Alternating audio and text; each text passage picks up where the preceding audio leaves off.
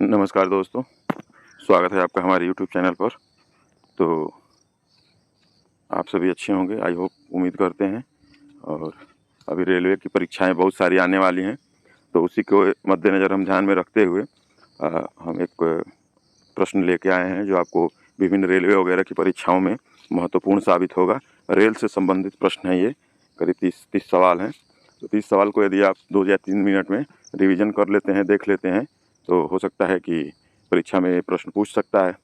तो आप इस वीडियो को पूरा देखिएगा और एक बार रिवीजन करिएगा तो समझ में आपको आएगा। आइए शुरू करते हैं। तो पहला है, भारत में रेल लाइन बिछाने का श्रेय किसे जाता है? तो किसे प्राप्त है? तो लॉर्ड डलहौजी को। भारत में रेलवे जोनों तथा रेलवे डिवीजनों की संख्या कितनी है? तो 17 रेलवे जोन है, 17 और 67 डिवीजन है। भारतीय रेलवे का स्थायी शुभंकर क्या है? तो भोलू। जो भोलू है, गार्ड के रूप में हाथी है, हरी बत्ती वाली लालटेन उठाया हुआ है, उसी को शुभंकर बनाया गया है। भारत में सबसे पहली ट्रेन कब और कहाँ चली थी? तो 16 अप्रैल 1853 को मुंबई एवं थाने के मध्य।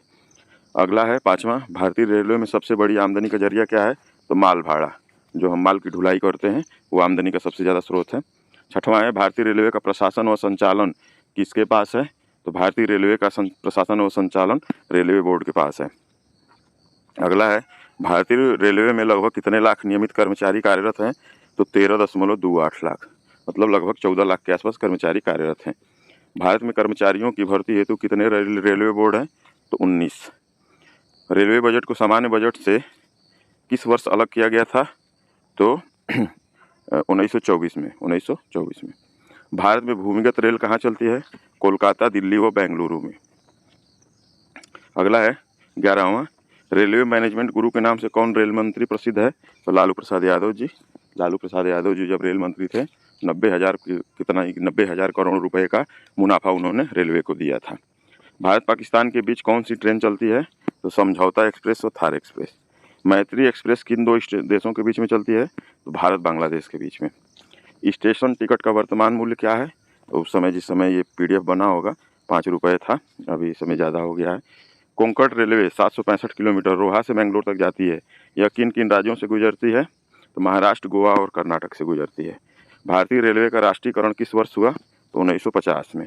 भारत का सबसे लंबा प्लेटफॉर्म कहाँ है? तो ये गलत हो गया है, ये गोरखपुर में है सबसे लंबा प्लेटफॉर्म।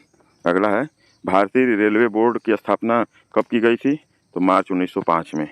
सबसे मोस्ट इम्पॉर्टेंट सवाल इसको कर सकते हैं, भारत का सबसे बड़ा रेलवे यार्ड कहाँ है?